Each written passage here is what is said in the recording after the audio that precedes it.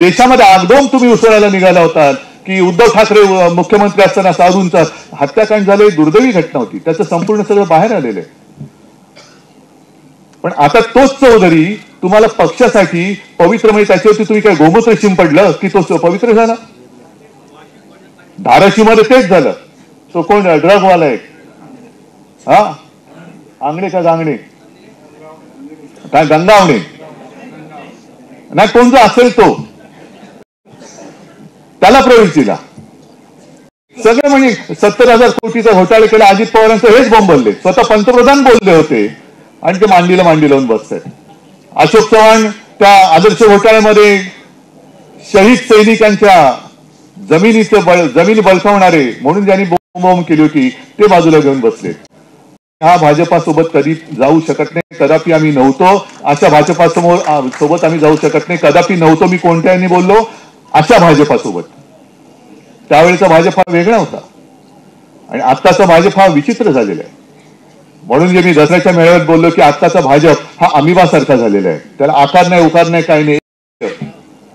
म्हणजे यांचं जे काही सगळं चाललंय की सगळं काही माझ्याच हातामध्ये पाहिजे, सगळं माझ्याच हातात. म्हणजे दूध सहकारी संघटना काय असेल ती पण माझ्याच हातात, नाना नानी पार्कची काय सोसायटी असेल ती सुद्धा माझ्या हातामध्ये, पंतप्रधान पण मीच, हे पण मीच, ते पण मीच. हा जो मीपणा यांच्या अंगात भिनलेला आहे, अहमपणा, या अहमपणाचा फुगा तुम्ही ज्या गुलालात नाहून निघायचा आहे तो गुलाल असा तसा नाही. या अहमपणाचा फुगा फोडून जो विजय मिळणार आहे त्या विजयाच्या गुलालात आपल्याला नाहून निघायचं. नाही तर निवडणुका येतात आणि निवडणुका जातात. आता सुद्धा जे बिहारमध्ये घडलं, हे जे काही टीव्हीवरती आपण बघत होतो प्रचाराचे सगळे दृश्य, कोणाच्या सभेला किती गर्दी उसळते उत्स्फूर्तपणाने. आता सुद्धा तुम्ही सगळे आलेले आहेत. मला माहिती आहे कोणाला काही पाकिटे किंवा काही दिलेले नाहीत, स्वतःहून आल्या शिवसेनेच्या प्रेमापायी म्हणून आलेला. पण ही जी एक लोकशाहीची त्यांनी वाट निवडलेली आहे किंवा वाट लावलेली आहे, विरोधी पक्ष शिल्लकच ठेवायचा नाही.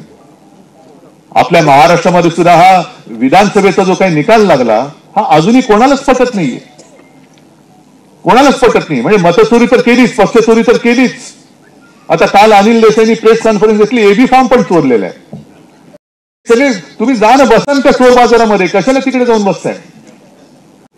सगळं काही चोरायचं आणि राज्यकर्ता म्हणून मिरवायचं, ही लोकशाही, ही खोटी लोकशाही आहे. ही खोटी लोकशाही मला नाही वाटत देशातली जनता स्वीकारू शकते. आणि तुम्हाला राज्य तरी कशाला पाहिजे. आम्ही म्हणतो आम्हाला मुंबई जिंकायची आणि आम्ही जिंकणारच, कोणत्याही परिस्थितीत जिंकणार. आणि मग काय ना, तुम्ही 25-30 वर्ष मुंबईकरांनी मुंबई शिवसेनेच्या हाती दिली. काही काळ आधी भाजपा सुद्धा आपल्या सोबत होतीच. पण 25 वर्षात आपण काय काम केलं, आपण जे काम केलं त्याचा पाढा वाचू आणि ते म्हणजे आम्ही मिळवून दाखवलं आणि यांनी घालवून दाखवलं. मला वाटतं दिवाकरजी तुम्ही काय सगळे ज्येष्ठ शिवसैनिक, त्यावेळेला महापालिकेचे म्हणजे दिवाकर होते सर, तर महापौरच होते, किशोरीताई पण महापौरच होते.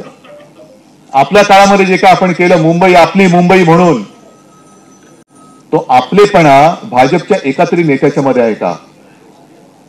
एकातरी नेत्याच्या अंगामध्ये आहे. ही आपली माझी मुंबई आहे. आम्ही म्हणतो ही माझी मुंबई आहे. हे माझं पण जे आहे, आपलं पण आहे, हे कोणाच्या तरी रक्तामध्ये आहे भाजपच्या. आपण जे काय करून मुंबईसाठी केलं होतं, 92,000 कोटीच्या ठेवी आपण मुंबई महापालिकेच्या जमवून दाखवल्या होत्या आणि ह्या ठेवी तोडत चाललेत. एक 4 दिवसापूर्वी बातमी आली, आणखीन 5 ते 10,000 कोटी ठेवी तोडणार आहेत. बरं, ह्या ठेवी तर तोडल्याच. आणखीन भयानक गोष्ट म्हणजे 2,30,000 कोटीची देणी यांनी करून ठेवलेली आहेत मुंबईच्या डोक्यावरती. कोण भरणारी, कुठून आणणारी, का जीव जळतो? तर आपण जाऊ शकत नाही भाजप बरोबर. मिंदे गेला, हा गेला, तो गेला, आम्ही पण जाऊ शकतो? नाही जाऊ शकत.